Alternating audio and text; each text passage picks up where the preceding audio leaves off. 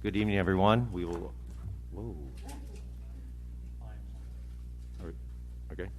Good evening, everyone. We're going to rise for the Pledge of Allegiance. We'll start this meeting at 6:35. Mr. Crosby, will you lead us in the Pledge of Allegiance, please? Put your hand over your heart. Ready, begin. I pledge allegiance to the flag of the United States of America and to the republic for which it stands, one nation, under God, indivisible, with liberty and justice for all. Roll call, Mr. Russi.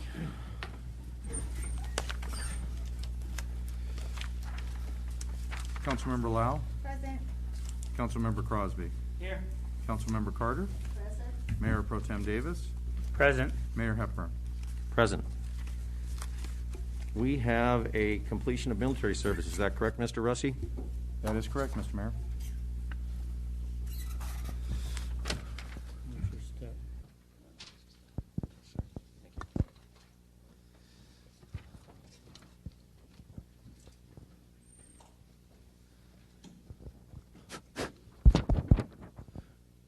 Will the Hallbergs please come on up here?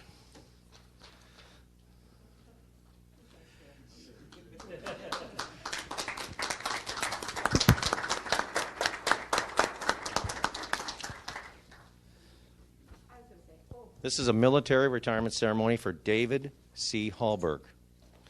And these are the Hallbergs here. Mr. Hallberg is taking a picture, I think, of us right now. So, yes.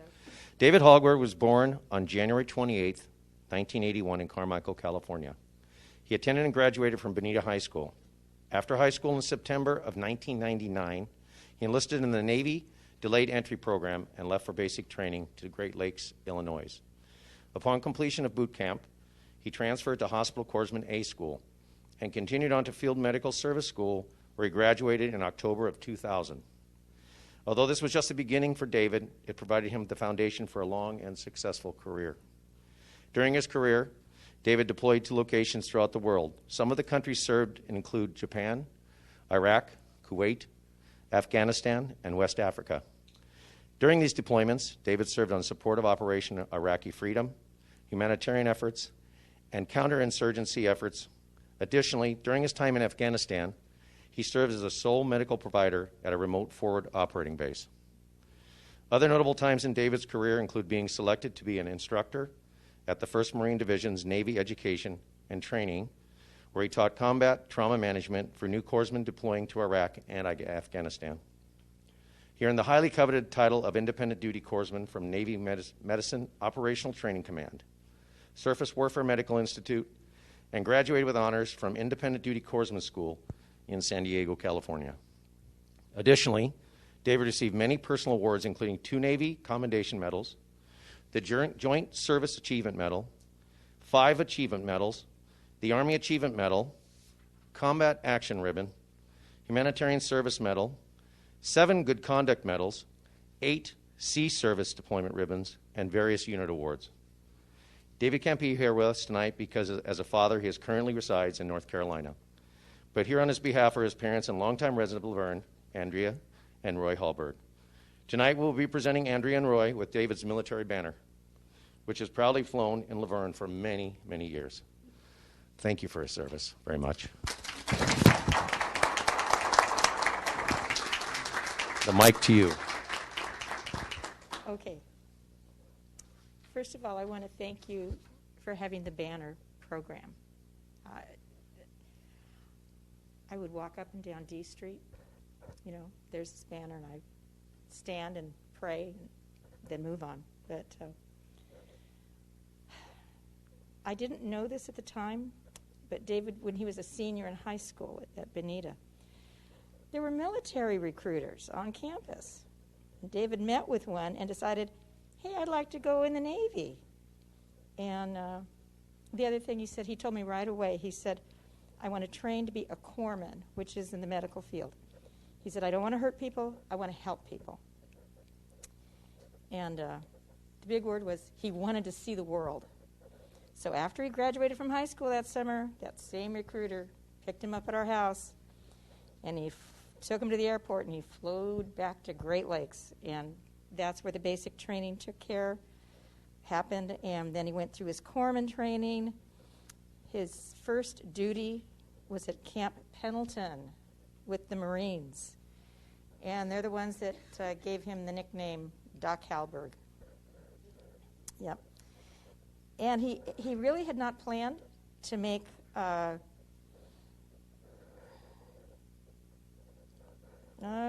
had really not planned to have a long career in the Navy, but 9/11 happened, and things changed. So he saw the world all right. He saw the really bad parts of the world. I know he was in Iraq at least 3 times, Afghanistan. Sometimes we didn't know where he was because he'd say, Mom, I can't tell you, or I'd have to shoot you. Okay. But the one thing he always said was, I got to take care of my guys.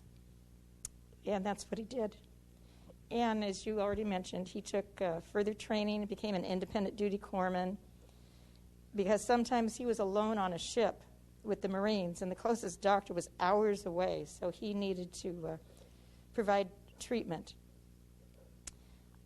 He was last stationed in Jacksonville in North Carolina, and we went back for his retirement ceremony, and I cried through the whole thing, just like I'm doing right now. They also called us up, and they gave us a certificate of appreciation.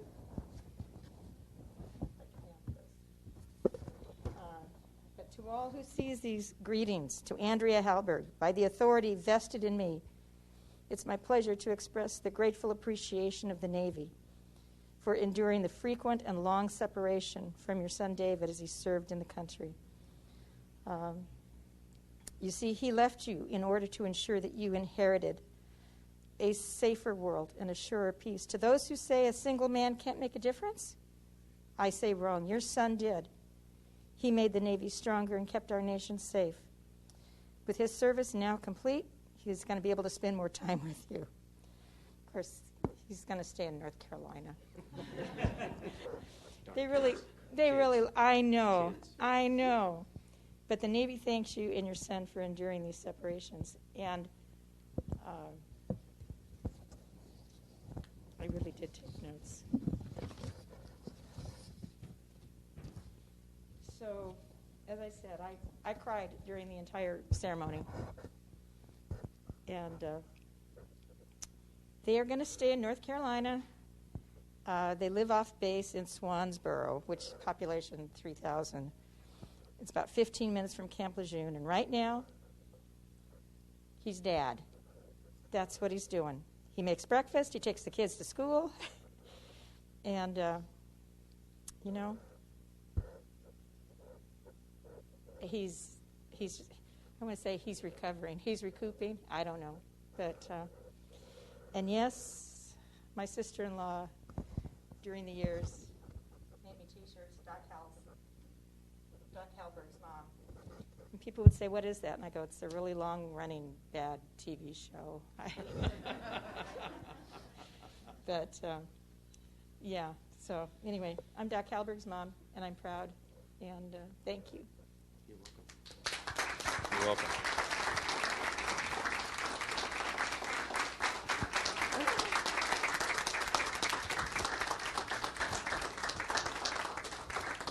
I can attest that they have been here as long as I've been on council, and every time I'd see you and your husband, it would say, I don't know where he is. And like she says, he tells me if I tell you I have to kill you. And it's like, I said, okay, that's nice. But anyway, thank you for your son's service to the country. Thank you for being such great parents and allowing him to do that for our country. Thank you guys very much. We really appreciate it. Thank you.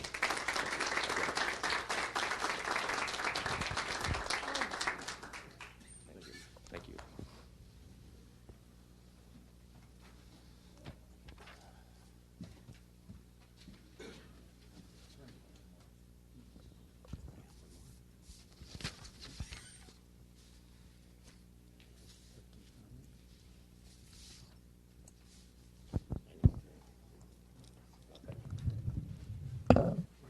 Andrea, he left some paper under his chair. I think it's just the agenda. Oh, just. You might want to save that for. You can get rid of the agenda. We now have a presentation for actually for the month of February as Black History Month. And is someone going to receive that? Mr. Allison?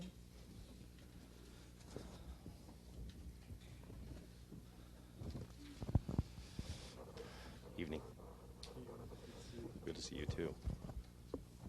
City of Laverne Proclamation. Whereas during Black History Month, we celebrate the many achievements and contributions made by African Americans to our economic, cultural, spiritual, and political development.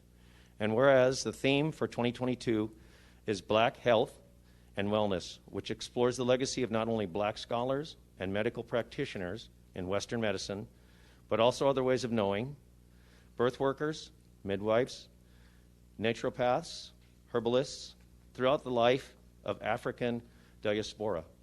The 2022 theme considers activities, rituals, and initiatives that black communities have done to be well. And whereas the observance of Black History Month calls our attention to the continued need to battle racism and build society that lives up to its democratic ideals, and whereas the City of Laverne continues to work toward becoming an inclusive community in which all citizens past, present, and future are respectful and recognized for their contributions and potential contributions to our community, the state, the country, and the world. And whereas the City of Laverne is proud to honor the history and contributions of African Americans in our community throughout the country and the world, and whereas the City of Laverne is proud to honor the history and contributions of African Americans in our community throughout our state and nation, now therefore be it resolved that the Laverne City Council does hereby proclaim February 2022 as Black History Month in the City of Laverne, and there commend this observance to all citizens so that they may celebrate our diverse heritage, culture, and continue our effort to create a world that is more just, peaceful, and prosperous for all. Dated February 22nd. I submit this to you.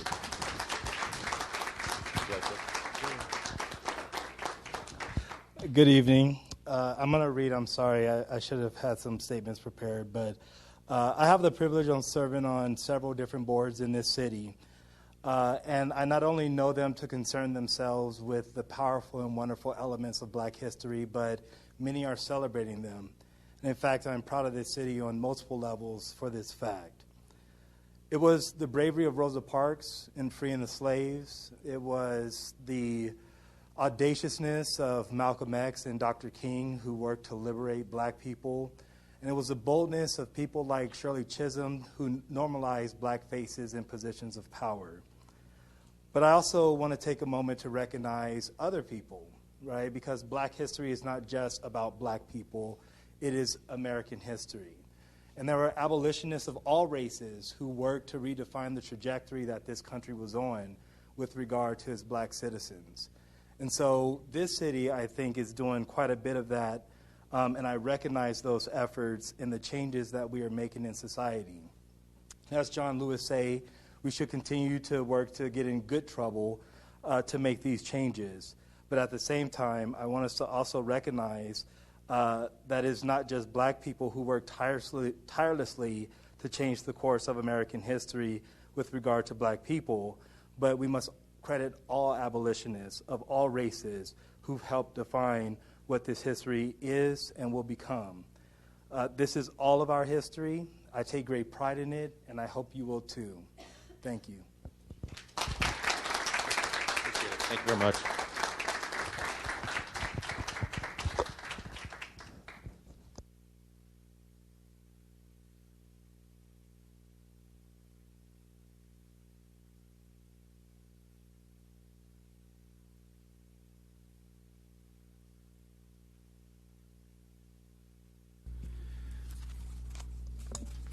This is the time we set aside for announcements and upcoming events. But I just want to remind everybody, this is only for announcements of upcoming events. It's not for public comment. We save that to the end. So if anybody has an announcement, do you need a boat champ? Did I say it right again? Gold star on the calendar. The Los Angeles County Public Safety Cluster meeting is scheduled for tomorrow, Wednesday, February 23rd at 9:30 a.m. There is nothing currently on the agenda specifically pertaining to the DJJ SYTF, but you can leave your remarks under general comment or send an email. The Los Angeles County Board of Supervisors meeting is next Tuesday, March 1st at 9:30 a.m. Their agenda is not yet available, but I'm asking the residents to email their comments or participate in the live meeting and make their remarks under general comment. Thursday, March 10th at 9 a.m. to 1 p.m. is the next Probation Oversight Committee meeting.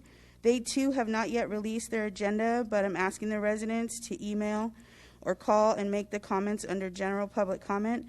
We need to stay vigilant about the DJJ SYTF potential that's going to happen in our city. And although as time goes on, people forget how important this really is. Thank you. Thank you, Danita. I just want to echo that. It's very important that this decision is going to be made pretty soon, from all understanding. So please, exactly what Danita said, keep diligent, keep emailing. Mr. Russi. Yeah, I can. I spoke with Supervisors Barker staff today just to get any update. There is nothing that they're hearing as far as an anticipated date of something being brought forward either to the subcommittee or on to the Board of Supervisors, but they're continuing to monitor, and then they will let us know, just to reaffirm that. Thank you. Again, it's important because we never know. It could happen anytime. You know, this has been going on for some time, and this decision needs to be made. So keep diligent. Let's make sure that they don't use Affabah Page and they use Barry J. Nydorf and the other places where they have the facilities already for that, for the tax dollars to be spent wisely. Thank you. Anybody else on announcements?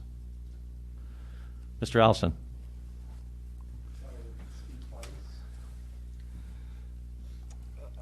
Laverne is a beautiful city, not just because of its trees and beautiful landscape, but also because of its rich history, tight-knit community, and representative diversity. It's these attributes that makes Laverne a desirous place to live, work, and age. The Committee on Cultural Awareness and Social Inclusion, CASI, seeks to celebrate this city's wonderful attributes by ensuring all who wish to contribute positively to this great city feel safe and welcome within its boundaries. This can only happen with the support and participation of our residents. For this reason, we are inviting all of you who live, work, and visit Laverne to attend our monthly CASI meeting. Our meetings occur every first Wednesday at 5 p.m. And are hosted via Zoom. For a link to the meeting, see the city's website and social media. I believe at this next meeting, we will be hosting the police chief, Chief Flores, so it's going to be a good discussion. Thank you, Mr. Allison. Anyone else for announcements? We're going to close this, and we're going to come to consent calendar. Mr. Russi, we have the consent calendar. Some items were pulled. Is that correct? One item that I'm aware of was pulled, and that's 6B, the audited demands. Okay. Nothing else? No. Any questions on the consent calendar, Council? If not, a motion, please, and we'll hold the other one to a discussion after. Motion to pass the consent calendar? Second? I'll second. All those in favor? Oops. Hey, I wasn't the only one. 3-2. We got it? Not yet. Not yet. Not yet. It was a unanimous vote, 5-0 for the consent. Thank you. And Mr. Russi, item 6B was pulled, and Yes, it was pulled by Mr. Bowen, and I believe Mr. we Bowen's have on. him on live stream.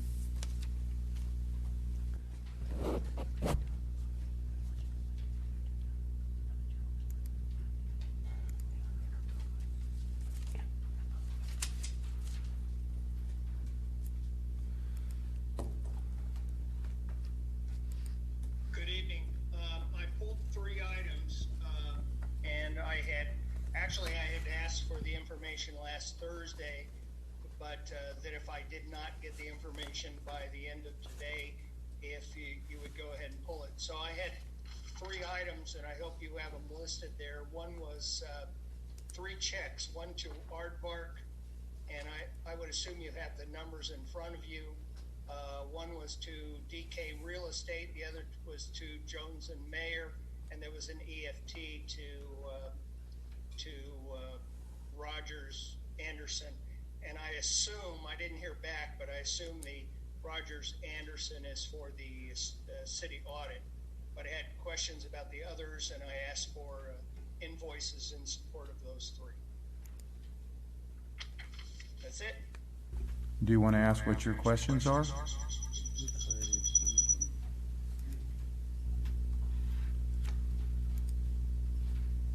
Mr. Bowen? Yeah, he removed them, sorry. You can bring it back. Yeah. Okay. So, Right. He's bringing them back in. What's the question? Do you have your questions you would like to ask? Yes. What are those three? I'd like the explanation of what those four checks or EFTs were, and I still asked for the invoices to support those four items. I will have Finance Director Marla Pendleton come up and explain to council what those are for, if you would like. Council? yes, please. Good evening. Good evening. So, in response to the questions on the claims, we had 4 of them that he specifically asked about. The one to Aardvark was for a assault body shield. That's for the police department. The second one to DK Real Estate was a overpayment of a business license, so it was a refund. The third one was our monthly billing for things that are not on retainer. It's for our legal fees for the month of December 2021. So it's any type of claims that were reimbursable or that are specifically charged to Jones and Meyer. And then the third one to Roger, Anderson, Malady, and Scott was a progress billing for our fiscal year 21 audit, which is being presented tonight. Any questions for Director Maples? No? Thank you very much. Appreciate it. Being that said, any questions from, then back up to the dais. Do we have a motion to approve those last items, item 6B? I'll make that motion. Second? I'll second. Vote? You wait till when he reaches and then you. Oh, there you go. Oh, wait. Now we got it. Okay, we're good.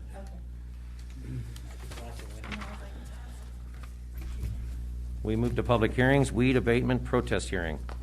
Yes, Mr. Mayor, we have a public hearing that we have every year, but as is the case, Councilmember Carter does have a conflict because part of the area of the assessment falls within her HOA, so she will have to recuse herself. And as soon as she gets to the door, we'll probably be done with this item. This is the first of a series of public hearings that are associated to the weed abatement activities. What is necessary is there are basically 160, 159 properties that are identified by the County Ag Commission as well as our fire department that warrant inspections on an annual basis. This action tonight is to just give the authority for the properties to be notified that there warrant some type of cleanup measures, and then there will be an inspection later on to see if they were done. If there wasn't the cleanup done, then the county will take it on their behalf and then charge them back on the bill.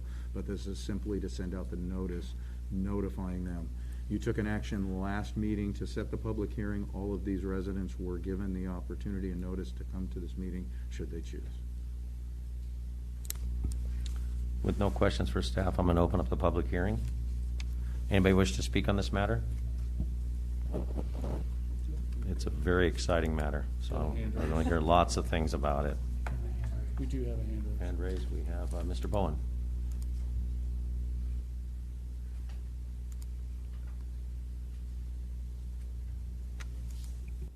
Just have a real quick question on this one. I'm a member of an HOA, and I believe there's about 7 of them in the city. There only seems to be one that year after year after year is part of this abatement, and I'm kind of curious why that one HOA is not handling it on their own. So I don't know how to get an answer about that, but it just seems odd that only one needs this weed abatement every year, whereas the rest of them all seem to take care of it on their own internally. Thank you. Thank you, Mr. Bowen. Mr. Russi? Any other public comment? I know it's exciting. Come on. Mr. Gabaldon. I knew you couldn't pass up weeds. I can. So this is just a dumb question, but I'm going to ask it. Why are there so many properties listed under the city's ownership on that list if it's an annual review? Thank you. Anyone else for public comment? You have any hands raised? Nothing? I know it's exciting. I'm going to close it, so you have your last chance. We're going to close public comment, bring it back up the dais. Mr. Russi. Yes, Mr. Mayor. So as to the first question, there are the properties that are primarily listed are what are called unimproved properties. So that area is undeveloped, and per the county code, they require them to be inspected. So as it relates to the HOA, I think it's an oak tree preserve that is specifically within that area that warrants that inspection. And then if there are cleanup activities, that they be taken on accordingly. And I don't think there are any other HOAs that have such properties that fall within their area. That's why this one is unique. As it relates to the city properties, we allow the county to do it because it is much more cost effective to have them come in, do the inspection, and if necessary, do the work. Then they charge the city back and we pay for it. But this is part of that mechanism to be part of that annual inspection to confirm that it's being done to the level that is required under the county code. Thank you, Mr. Russi. Do we have any other questions for staff on weeds? No? And do you need a vote on this one, Mr. Russi? Looks Yes, like, I do. okay. I need a motion. Don't all jump at it. I move to pass City Council adopt the resolution number 2207. Second. And I'll second. Vote, please.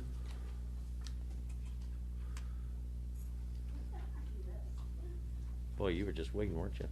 It's exciting. There we go. We good? Thank you. Other matters. Auditor's presentation, Mr. Russi.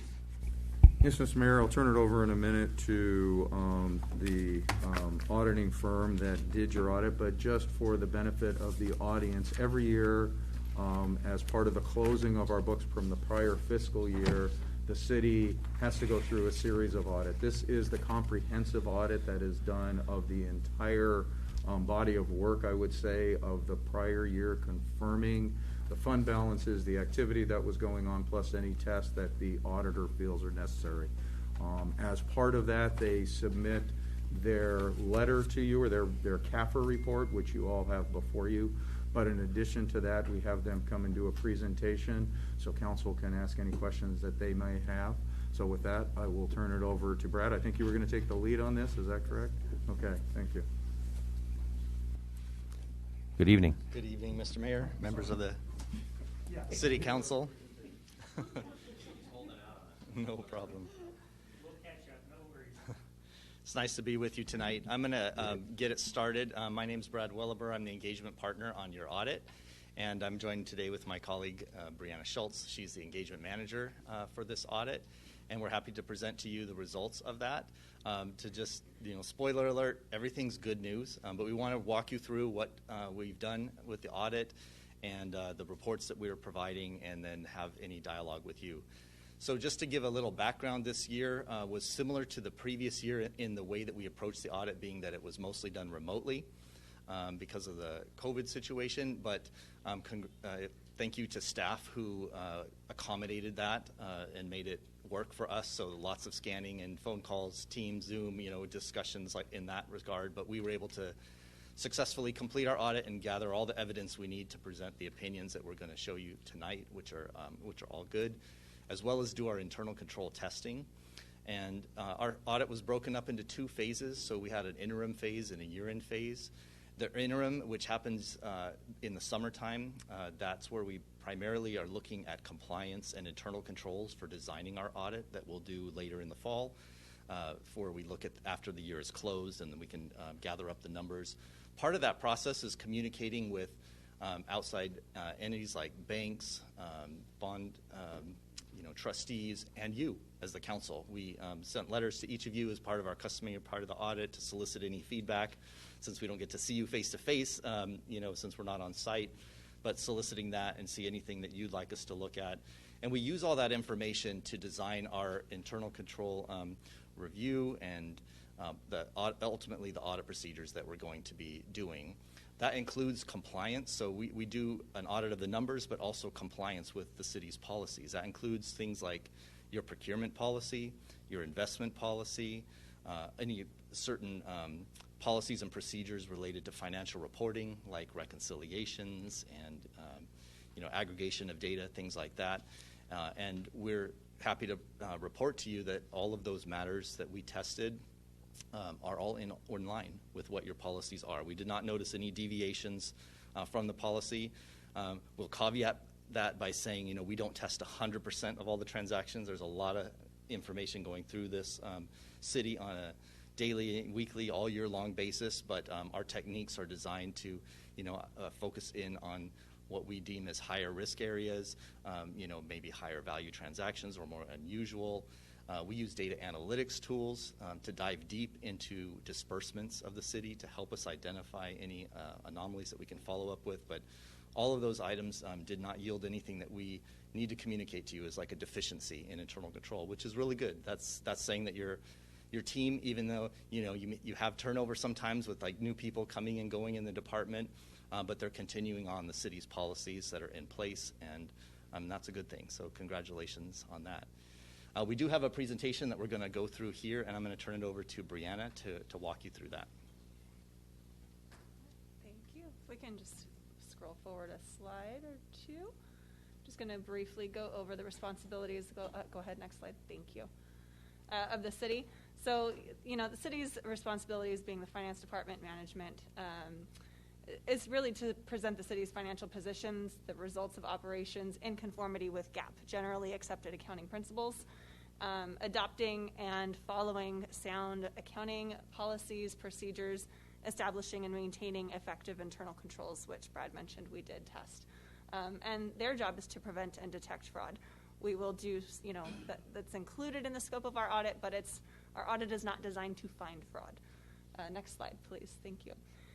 So the responsibilities of the audit firm is to obtain reasonable, not absolute, assurance that the financial statements are free of material misstatement.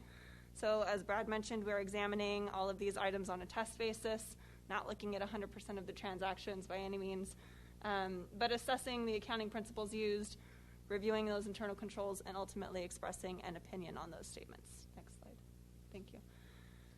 Ultimately, I think the opinion is on pages probably 1, 2, and 3 of the Annual Comprehensive Financial Report, the ACFR, it now goes by. And ultimately, the opinion is unmodified. That is the highest level of assurance that an auditor can provide. The estimates are reasonable. Disclosures are all properly reflected in those financial statements. Next slide. Again, no disagreements with management. We had no material errors or any irregularities that we discovered. No other accounting issues, and as we mentioned already, we had all our fraud communications with you all and with management, and nothing else to note there. And I think that's the end of my presentation. Yes. So we'd be happy to field any questions you might have of us. Council, do we have any questions for our auditors?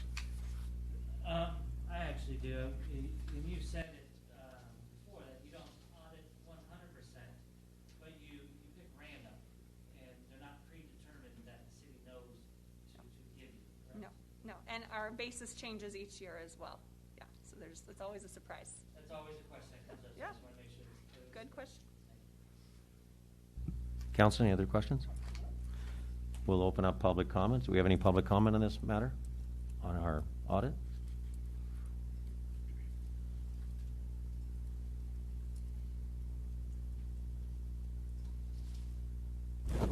For those online, if you'd raise your hand, please.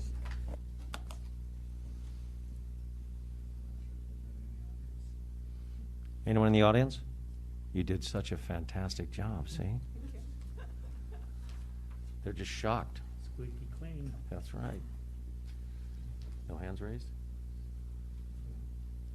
So I just want to add a couple things. That Oh, now here comes the zinger. This is the zinger now. Okay. No. Thanks to staff, Marla and her team.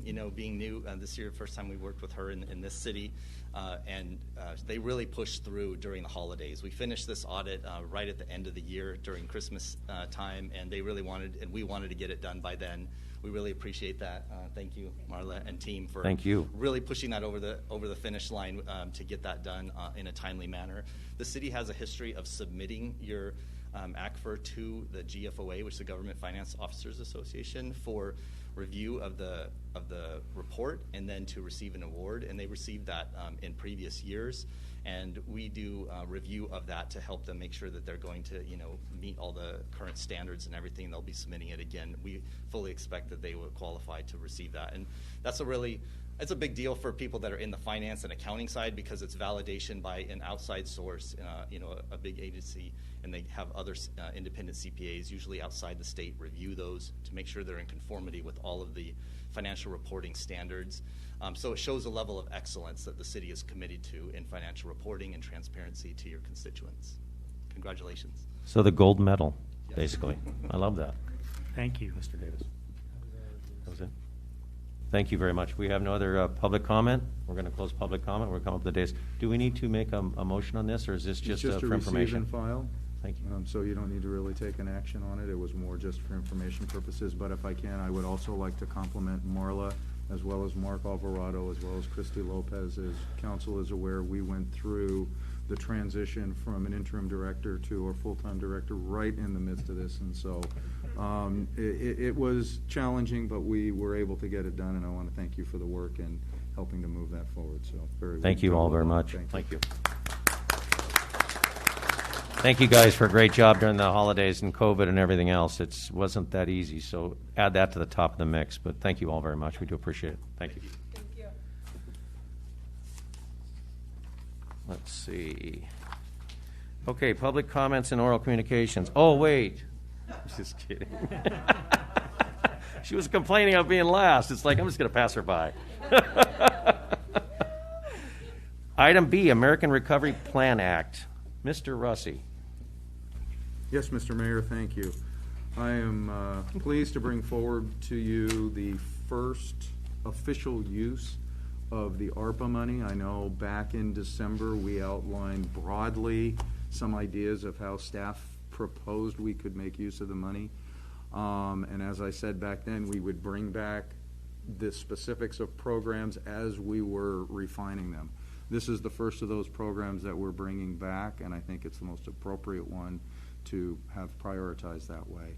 And that is basically a business assistance grant program that will provide up to $10,000 to an eligible business that has suffered some effects, whether it be revenue loss, expenses, or anything that falls in a very broad category that they can justify a need for.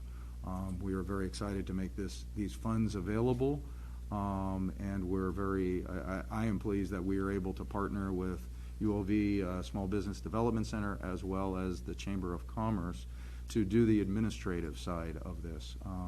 As I reported back in December, we were talking to some community banks about being that lender for us and doing the administrative aspects for a fee.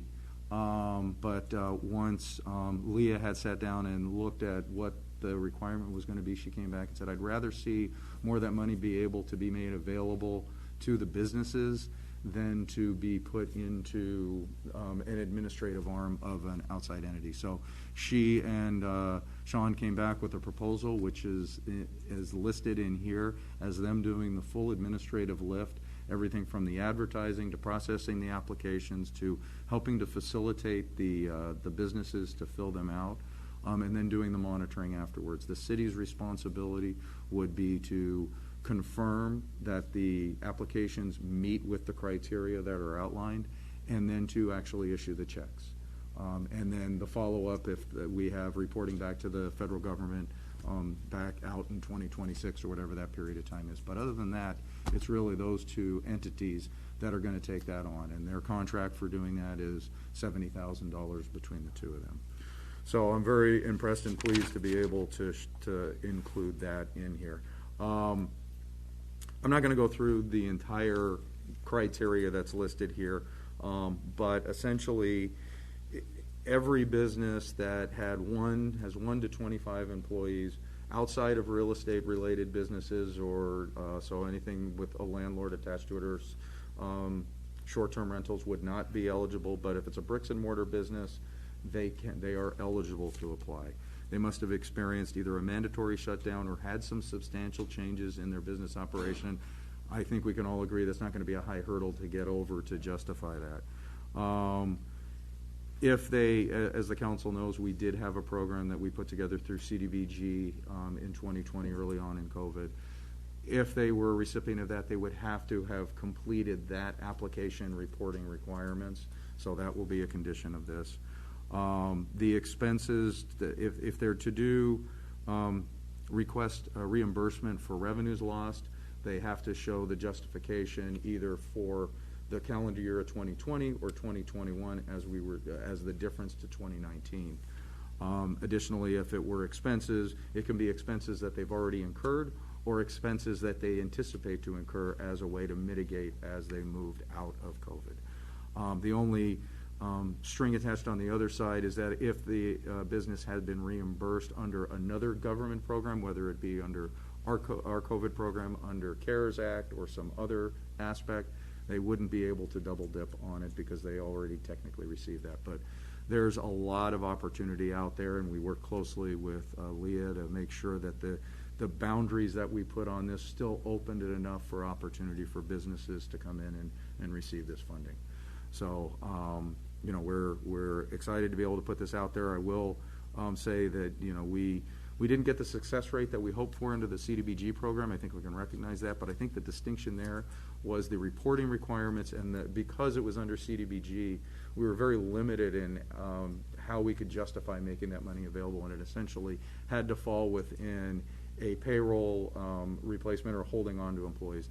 This doesn't have that criteria attached to it, so it really, and the reporting requirements are much less of a lift, and so I think there's going to be that opportunity for businesses to really look at this and come and really get this money that's being made available to them. So with that, I will stop, and I know that Sean and or Leah, I'd like them to share a little bit about the outreach effort, so make sure that the businesses do become aware, because that's going to be key to its success. Come on up. Good evening, both of you. Good evening. Our outreach program is reliant pretty heavily on electronic, so via email, social media, as we unfortunately don't have a lot of print opportunities in Laverne. We will be doing a direct postcard mail out to every single business in Laverne. One of the criteria I'm most excited about is that businesses that were established after February 19, which all other funding resources businesses were not included. So all of those brand new businesses were unable to get any funding prior to this. So this is the first time a lot of those first year businesses are able to get the support. So I think that will be a big deal. Those first year businesses that needed the most support will now be able to get it. So we do have a specific list that is targeting those businesses that's already been given to me by the city. Yeah, and we're going to be doing workshops and webinars on the application process. Leah and I have been working really hard and studying the programs of others that have done similar programs to make it as seamless as possible to apply, and for the administration, check and make sure that all the criteria is met. But what I'm most excited about this is the partnership. I'm a big believer in many hands make light work.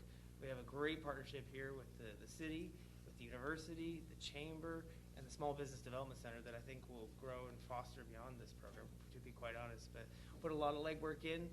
A problem well defined is half solved, and I think we've pretty much defined that problem, and we're excited to see a lot of money go to the business owners in our community that support our communities.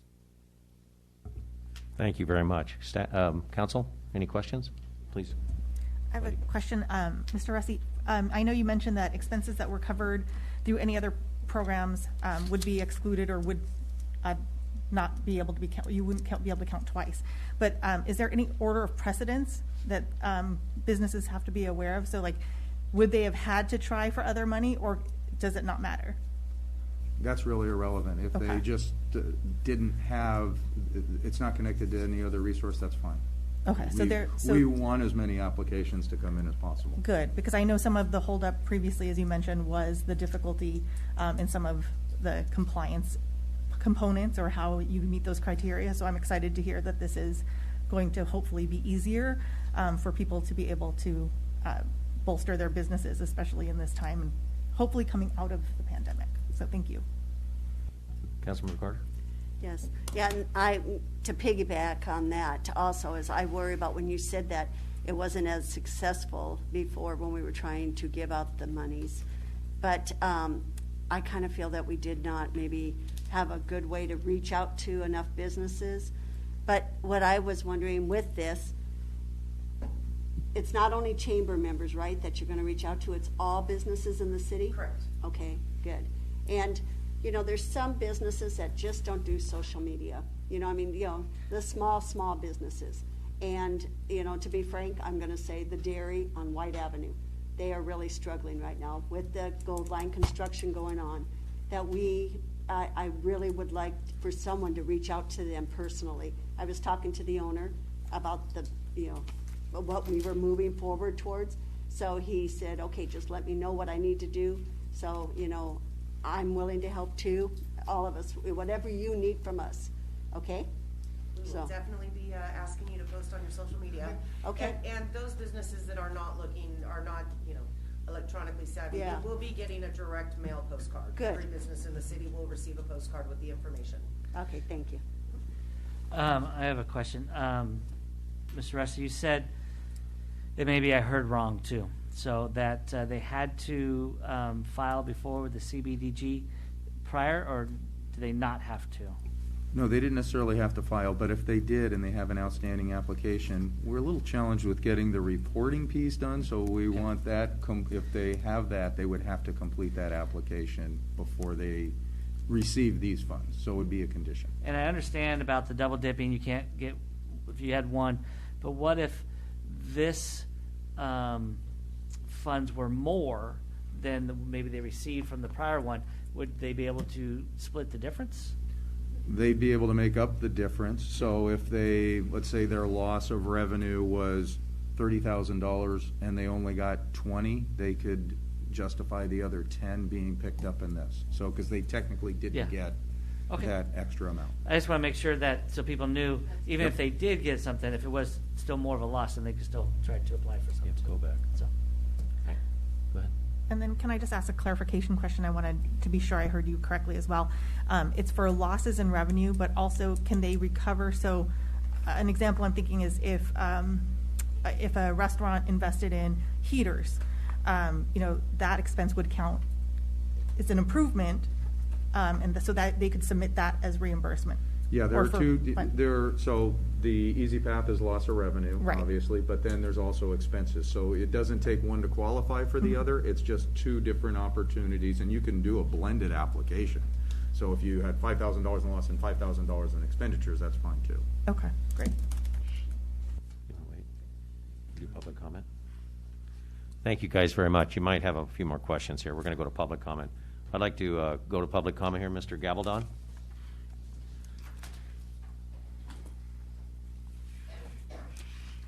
Thank you. First of all, I love the program. Huge on small business, kind of my thing. And I did notice that I read through it that some of the words used were overwhelming. Demand is expected for this.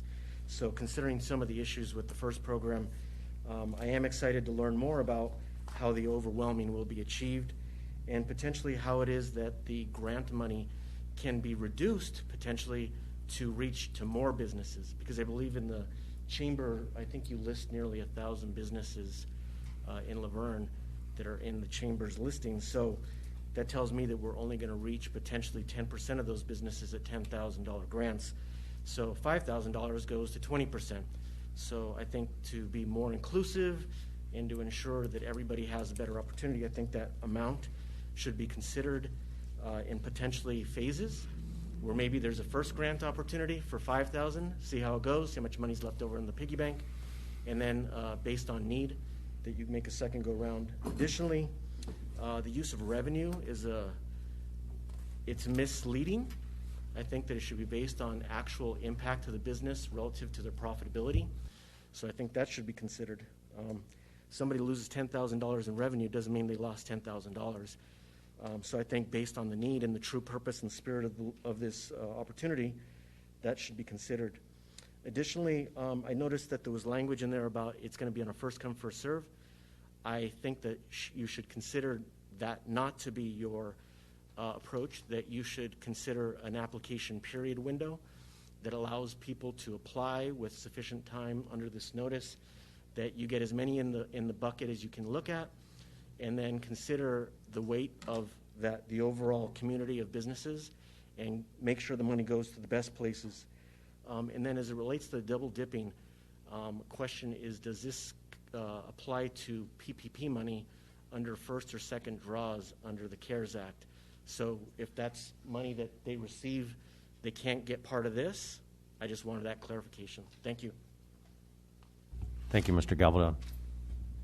Any other public comment? If there's those online, please use the raise your hand feature.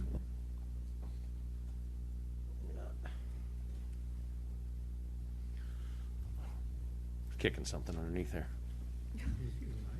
No, it's working. If there's no other public comment, we'll bring it back up to the dais. Mayor Pro Tem Davis, do you have any comments?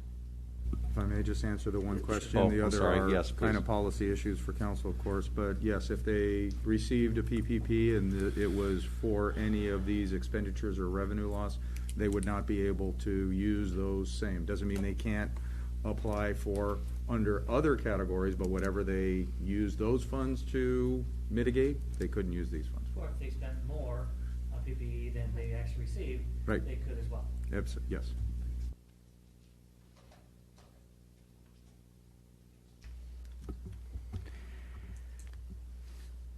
So getting money from the federal government through ARPA and then doling it out to companies that are struggling is not an easy process. And the challenge of choosing winners and losers is also a very difficult process. In so doing, I think we've met a reasonable balance here with attractiveness, because if our grants are too small, and we found this with the CDBG funding, that if the grants were too small, companies didn't even show up for it because it wasn't worth the perceived value didn't meet their internal burden of the effort that it was going to take. So I'm happy with the value that we're providing here, and I'm a bit torn on the first come first serve versus a total evaluation.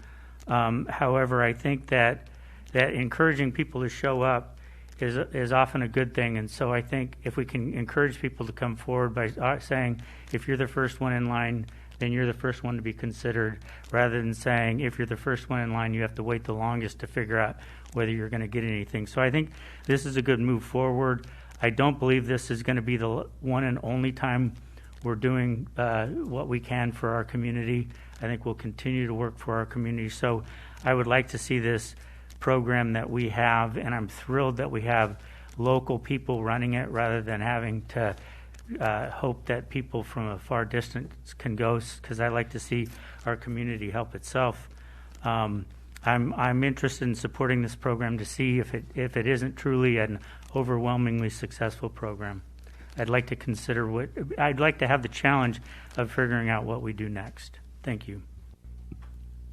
Thank you, Mayor Pro Tem Davis. I think it's great.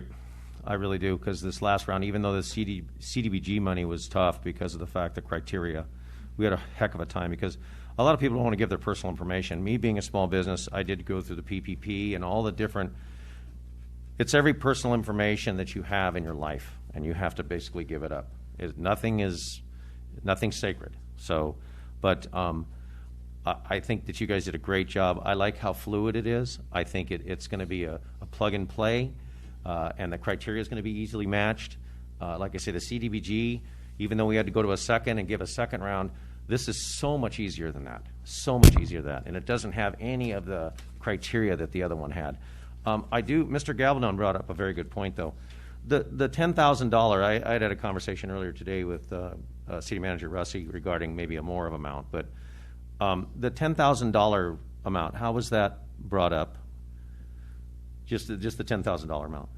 Well, just as a discussion and how we put that in, because it is a good amount of money for a small business to kickstart it or to pay back for some of the things that they had. We looked at, when I was talking to the chamber, as far as what would be a reasonable amount. Was this going to be enough to make a difference for a small business or a majority of small businesses? Granted, they have to justify what it is that they either lost or expended to get up to that amount. And we believe this was a good number. It was enabled us to benefit at least 100 businesses, if not more, depending on what the grant amounts are.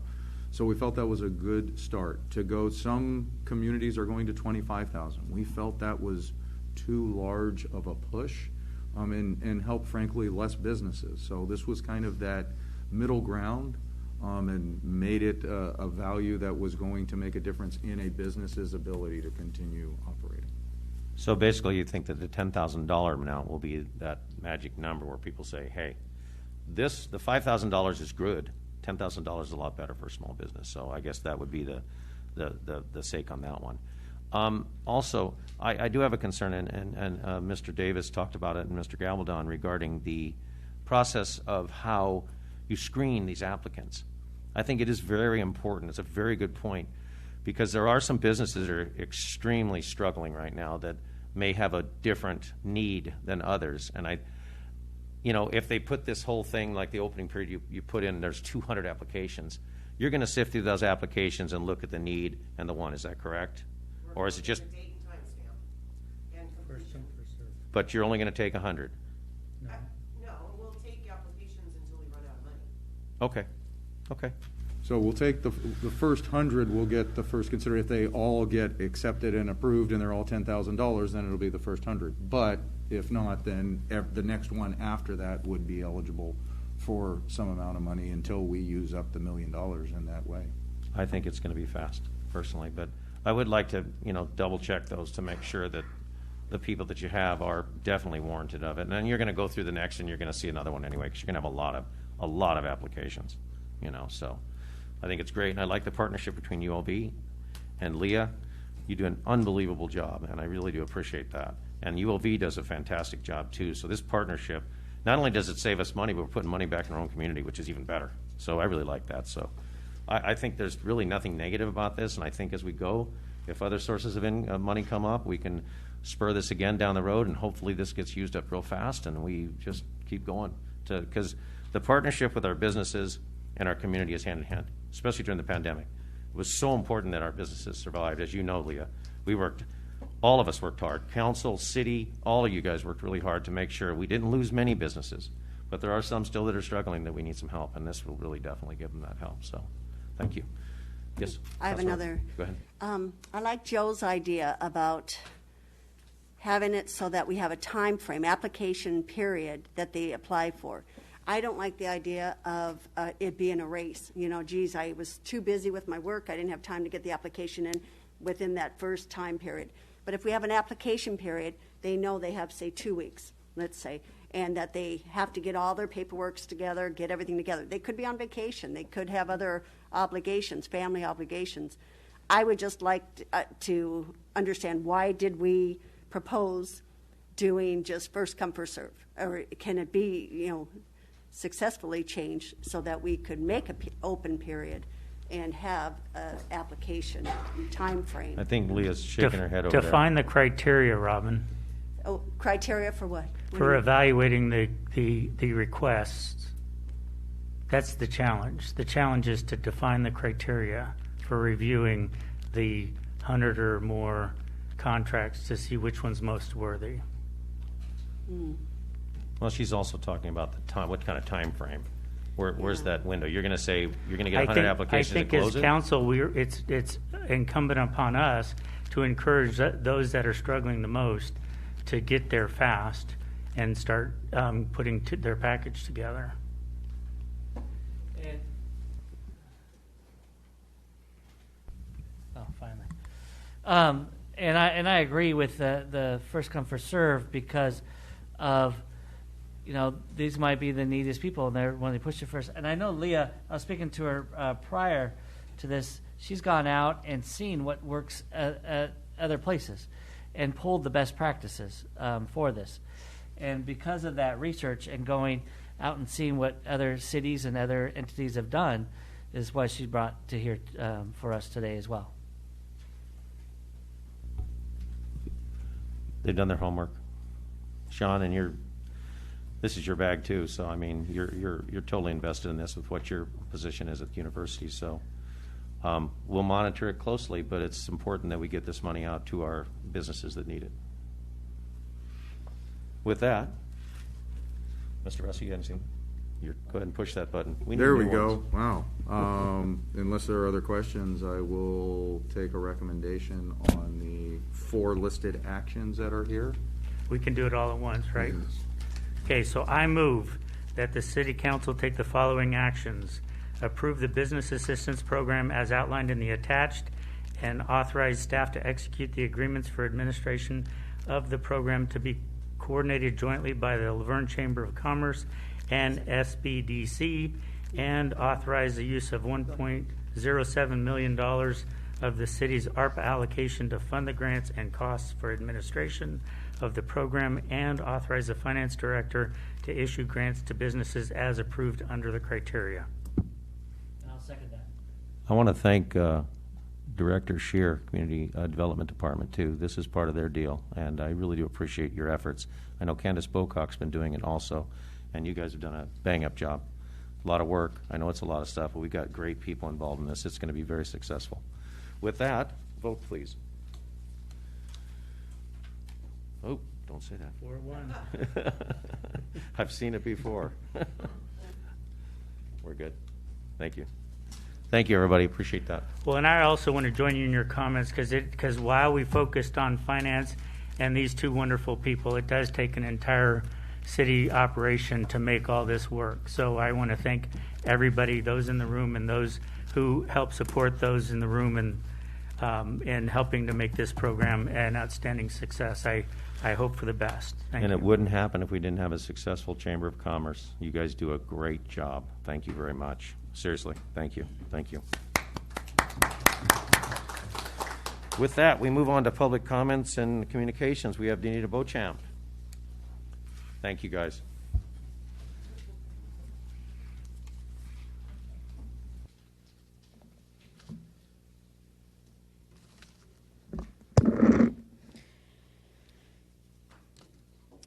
My comment is in regards to Mr. Crosby's comments at the last meeting where he stated he was unable to attend the rally the residents had to protest the camp's Athlebon page to be used for permanent housing of violent youth offenders. Because he was not aware of the event until the time of, and he had a family event of his own he was attending. There are numerous issues I have with this. Number 1, as a city council member, isn't he privy to the information of the happenings in the city? Number 2, doesn't he follow Mayor Hepburn's Minute with the Mayor, as Mayor Hepburn posted a quick video on Friday afternoon announcing the rally and encouraging the residents to participate? Number 3, he stated he had a family event he was attending. As a council member, you accepted this position knowing sacrifices would have to be made. Everyone that attended probably had other things they would rather have been doing, but they thought it was important enough of an issue to make it a priority to show their solidarity in protecting their families by protesting this. But the biggest problem I have is he said he wasn't aware of the event until the time of.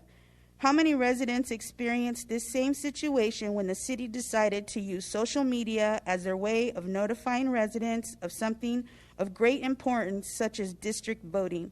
Social media is a tool utilized in conjunction with other means. It is not meant to replace it as an alternative.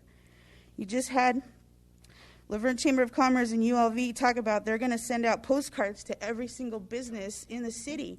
Why couldn't the city do the same for district voting? This is something that is absolutely changing the environment of the entire city, and yet nobody was notified except through media, Twitter, and Instagram. The city council refused to provide awareness to the residents that are radically changing our landscape. Going forward, you must do better. The residents are tired of the claims of transparency. It's just a convenient campaign slogan to help get you elected. We have seen numerous times over the failure to properly notify the residents about issues that truly matter, and the elections are soon upon us, and these people will be holding you accountable. Thank you. Thank you, Nadine. Anyone else for public comment? Mr. Gabaldon.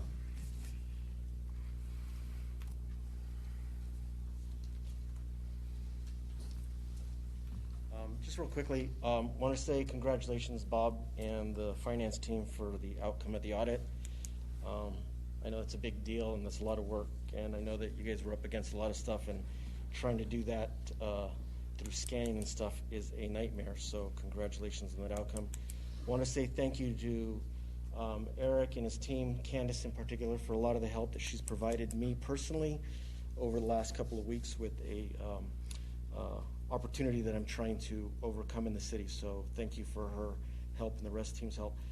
As it relates to something that I came to learn in the Old Town Laverne Business Improvement meeting about, I don't know, 3 weeks ago, a month ago, what have you, I was listening to them discuss what was going on in the Old Town District relative to usage of the parking on D Street and the potential for some of the businesses to extend out into the parking patios.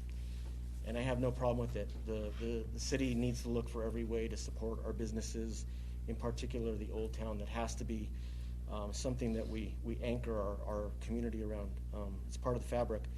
That said, I have not seen how that was approved for Cafe Wang in particular, not to call them out, but just as where was that approved for that patio for the 2-year purpose with the minimum usage for 2 years.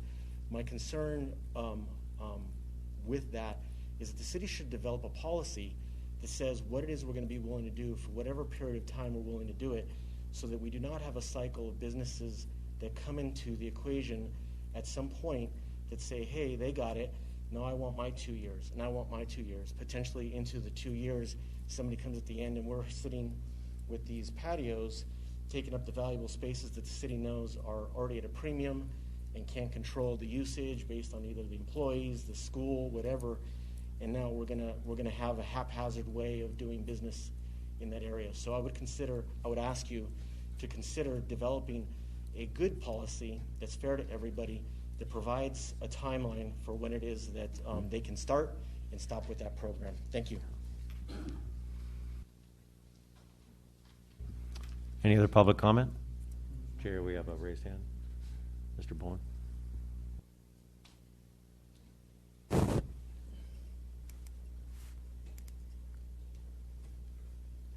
Yes, good evening. I just wanted to comment on Danita's observation. I've lived here for going on 38 years, and for any council member in a city our size to say they were unaware of an event like this is, quite frankly, amazing to me. I was in Texas, and I knew about it from various sources, but apparently 4 council people were unaware that on the main drag, the corner of Foothill and D Street, there was hundreds of people gathered with a few days' notice, and at least 3 or 4 of the council people claimed they didn't know about this. Wow, it's really a shame, because it just shows how disconnected some of you are with this city. And again, I support Danita, and we need a new council. We need people that care about this city and will listen to the citizens, not their own point of view. Thank you.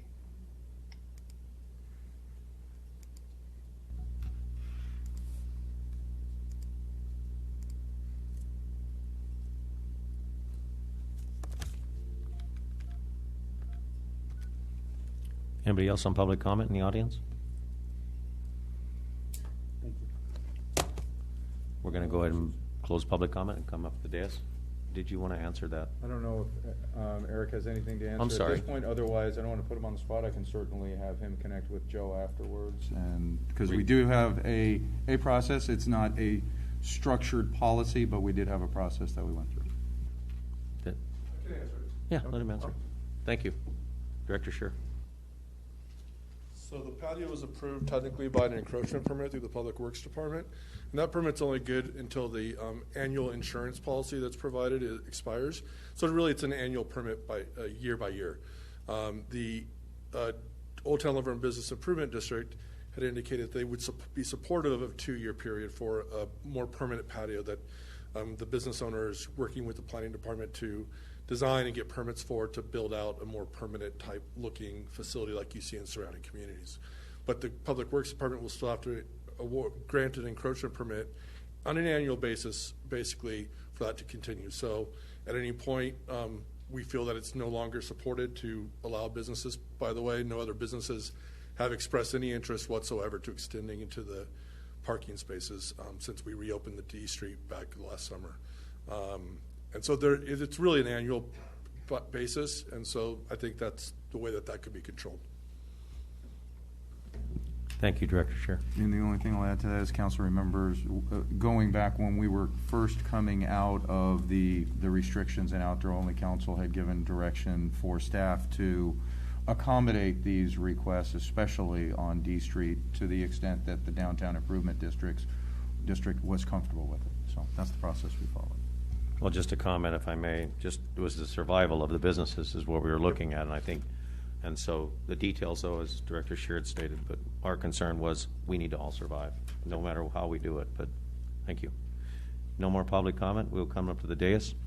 We already did that. Council comments. Sure.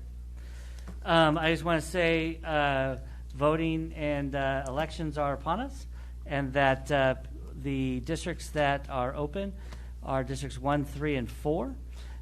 Pulling papers started on April 14th, and they go all throughout. February 14th. And they go through till March 14th. June 7th is the election. So good luck to all those who want to run, and the more the merrier. Congrats out to Bonita Sports. I know Tim's going to talk about it, and I just want to say happy belated birthday, Tim. Thank you. Next, please. Councilmember Carter. Yes. Thank you. Well, I will say the journey continues with Gold Line. Today I went out to Glendora, and we had a tour of the Foothill Grand area that they're going to build the bridge over, and it's spectacular. And I really want to encourage people as it moves forward, because I'm sure most of you have been to Lone Hill to see how beautiful Lone Hill is now with all the beautiful design on the structure of the beginning of the bridge. Anyhow, it's going to, so everybody knows that we're going to have, it's kind of going to be a loop-de-doo, because it comes from that area by Grand, and it's going to take the train over the Grand and Foothill, go under the freeway, the 210 and the 57 where it comes together, it goes under the freeway, then it comes back up over Lone Hill and down. So it's going to go woo. So that could be an interesting ride on that train. But the good news is the station for Laverne has been moved up in the time frame. It's now going to be April when they're going to start the structure. We jumped over San Dimas because they're not ready yet. So Glendora has started now, and then we'll be going at the same time. They're hoping with San Dimas. They were supposed to be ahead of us, but we jumped up a couple months. So as you're traveling around looking at what's going on down there at Arrow Highway, E Street and Arrow Highway is where our station's going to be in the parking lot. They talked about parking today too, and they're cleaning out the areas. Glendora's over the next month will be taking out all the businesses that are there and cleaning it up. Pomona, if anyone's gone down Gary Avenue, they're demolishing those businesses there. And it's going to be right there on Gary and Arrow Highway moving north. So a lot of things happening there. Something with our city I'm so proud of. Everybody received the recreation guide in the mail. We didn't get it for a couple years. You know, they thought, well, let's try putting it online. But Yvonne, our new director, has brought this back, and her and Chad, I have to give both kudos. They came up with funding and said, let's try putting it back out there. And I know that she was telling me, as soon as they put this out, so many people were so happy to get it back in their hands, because there's a lot of good information in here, talking about Heritage Park with the orange picking, and information about the recycling program with, you know, what we are supposed to do now with the waste. And so she said the numbers have really increased, too, with different programs, and especially the seniors love all the programs we have for the different tours. And so I'm thrilled and proud of the department for coming up with this to bring it back to the community. Thank you. That's it. Thank you very much. Councilmember Lau. Last week, we had the opportunity to celebrate a 98-year-old World War II veteran at Casitas, Frank Paglia. So I don't know if you know him or not, but I think it's pretty impressive to have someone in our community that has lived that long, but has also lived through some pretty impressive pieces of history and served in our military. So I want to give him a belated happy birthday. I wasn't able to stay for his celebration, but brought some treats, and I know the mayor and the mayor pro tem were able to stay and have lunch with some of our veterans and residents. So I thought that was pretty cool to have happen in our city. I also wanted to say thank you to the folks that did participate in the blood drive that took place earlier this month. I ran into Sharon May there, and it's really nice to see people in the community coming out to support and really giving of themselves to help others. So I think that's an amazing thing that we should recognize. I know I had mentioned this previously, but Hillcrest is hosting artwork by 16 different students, local students, celebrating Black History Month. Like I said, it's really impressive. If you get a chance to go over there and see the artwork, visit the welcome room, you just have to comply with COVID protocols. But I think that's another little gem in our city that people don't really get a chance to be aware of or know about. But it's amazing community, and I love what they're doing to interact between the seniors and the students. So pretty neat event also happening. For those of you that may not also be aware, we do have a Leo Food Pantry at the University of Laverne, and those are for students that are don't have the ability to eat regularly and have regular meals. And you know, some of you may be aware how hard it is to go to school, and how many of them are working jobs, helping to take care of their parents, their siblings, etc. And so the Leo Food Pantry is an opportunity where students can go and get food. So if you're interested in donating, they do take non-perishable food items so that the students can have food, because you know some of them are foster kids, some of them don't live in the area, some of them just have different issues. So if you have the ability to, I would definitely recommend contacting them and seeing if you'd be willing to donate. The other thing that they will be doing soon is also a career closet. So for many of our young students who are going out for their first interviews, looking for their first jobs, they may not have the business attire to go through an interview. They may not have the money to be able to pay for that. So if you have things in your closet that you're not wearing anymore, or that you know you don't need, or whatever. Can't wear anymore? I didn't say that. Darn code. I'm not. It's like, but I definitely have some things that I could probably get rid of.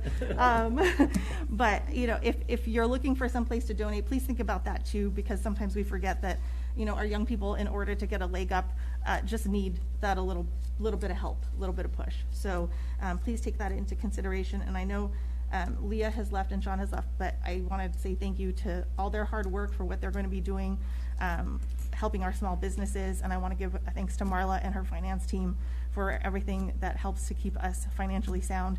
It's really appreciated. So thank you. Thank you, Councilmember Lau. Mayor Pro Tem Davis. After Councilmember Lau's comments, I just want to say ibid. For those of you who are, never mind. But I will do one, not shameless, but a helpful plug. If you haven't already gotten your compostable pails yet for the food waste that goes into your garbage, we're having 2 events coming up. Wednesday, March 9th from 3 to 6 p.m. and Thursday, the morning after, March 10th, from 9 to 12 here at City Hall. Please come and get a pail. It'll help you. Is that a garbage affair? It is a garbage affair. It's a trashy affair. Trashy. Not quite compostable, but trashy. So by all means, take advantage of the pails. They help to distribute or remind us where to put our food in one of our 3 bins. Right on the heels of that, I too want to wish Tim a happy belated birthday. I wished him a happy early birthday, so now I've got bookended it because Mayor Hepburn and I were at Casitas for lunch with the 98-year-old World War II veteran Frank Paglia, and that was a wonderful celebration, and the mayor had some very nice remarks to make to salute him. We have some events coming up with Cassie a week from Wednesday. Please attend. We'll hear some interesting and comforting remarks from our chief, Flores. We also have a Pomona Valley Transportation Authority meeting coming up in early March. I don't remember the date exactly, but check out the website for additional means of transportation for those of us who are a little on the Viejo side or the older side. And lastly, I want to thank Marla Pendleton and her finance team for the rigorous work that they do to support our community and make sure that we are on very sound foundations. So thank you, and thank your team very much. Thank you, Mr. Davis. Couple items. You mentioned the Leo Food Pantry. The Rotary on Valentine's Day actually brought a large amount of food and stuffs and dry goods to the pantry to help. So I know that most of myself included, we all donated either canned goods or money so that they could purchase. So that's something we need to post. It is important for people that have less, and I know most of us have stuff that we haven't touched for a while in our closets, but that's a very good cause. So, but the Rotary did, just a shout out to Rotary. They did a really nice job, and they put it together on Valentine's Day. So a number of them went, the president and Debbie Deasy, who works for the UOV, and brought that to the Leo Pantry. A couple really important items. Last week on Wednesday, the girls varsity soccer team was in their 3rd round qualifying. They did lose, it was 3-1, but I'll tell you, our girls are just rocking it. And it's the Bearcat Nation is what we call it. So it's Bearcat Nation. They did a great job, great season. I did a couple minutes with the mayor, was out on the field. Just a great group of girls, great coaches and families. That's what our whole city's about. The next one is girls CIF water polo. They went to CIF and won CIF water polo. And right now, I don't know what it is, but there's 5 o'clock in Carlsbad. They're in the state first round of semifinals, so they moved up to state finals. So congratulations to the girls, varsity water polo. I know two of my neighbors across from us, Maddie and Grace. They're both on the same team, and I think Grace, she's now almost 6 foot tall, scored a goal. So it's like, it was great. Just congratulations to the coaching staff, the parents, and just what a great school system we have and a community to support these sports. Also, I'm losing my track here, guys. It's getting late. Sorry. So think silently for just a moment, because I'm going to just jump in and say that Coach Olga Quiros, who is the varsity coach for the girls water polo, this is her first ring as a coach, but her second ring in her life because she was a Bonita water polo player as a student at Bonita. So back to what the mayor was saying, families and traditions live strong here in Laverne. Takes a village, and we got a great village here in this town. Did you figure it out? Yeah, I got it. It's just First of all, I want to thank Leah and also Sean. This is a great movement for us to get these businesses some more assistance. I think it's wonderful. Thank you to the staff. I know that Eric Shear and Candace, I know Bob Russey, I know that all the people worked hard on this. And as we did with the CDBG money, which was tough, that was a tough one. This criteria is going to be so much easier for people to get money, and it's going to flow. Hopefully it flows quickly. So congratulations. Thank you all. Marla and your staff, great job. excellent job. I mean, it's very important. We have a clean bill of health, and it's a lot of work. I know it is. It's a tremendous amount of work. And welcome to our club, by the way. Again, support our local businesses. It's very important. I know, as Councilman Ricardo mentioned, the Altadena Dairy. The Gold Line has helped with advertisements and things like that, but it still takes us as residents to support that local business. So get your milk, get your sundries, get your pops or your beverages, get your chips and adult beverages if you choose to. But they're very nice people. It's definitely closed off. It's not going to last forever. We need to support that. Another one business that came up to me when I was at the girls' soccer game was Mathnesium, which is over in the Vaughn Shopping Center next to Siamese. They're struggling. They're having a hard time, so just throw it out there to everybody. If you have friends, I know the pandemic and online stuff has really created a havoc for their business, but it's very important. Math is extremely important for our children, and if any of you know anybody that needs help, please give them some Laverne love. They really, really do need some help. So, and hopefully they can get on this business assistant grant too. With that, Mr. Russi, we have a necessity for a closed session. Is that correct? We do. Conference with labor negotiator under Government Code Section 54957.6. The listed negotiators and organizations are there, and nothing will be reported afterwards. We will not return out of closed session. We are going to adjourn in the memory of Francis St. Francis Louise Devine, who passed away on February 4th, 2022 at the age of 101. Frances was born in Kansas City, Kansas. She had 3 older sisters and 1 brother. She married Harold Devine on February 2nd, 1940, and they had 4 children. They started their family in Kansas City, but then moved to California. They lived and raised their children in El Monte, where they had horses and chickens, and ultimately built apartments that they owned and managed. In 1992, after 52 wonderful years of marriage, Harold passed away. At this time, Frances spent much of the time volunteering in the Laverne Community Center and City Hall. She loved working for the city and treated it as a job. She was devoted and dedicated. This is where she felt a sense of purpose, and she felt loved by everyone she worked with. Frances began volunteering daily with the Senior Nutrition Program, serving lunch and registering participants. From there, she helped the community center and City Hall with answering phones, filing, and making copies. She also volunteered on special events that include senior dances, 4th of July County Fair, Winter Wonderland, serving as Mrs. Claus, Flu Shot Clinic, and the most rewarding to her, inclusion dances.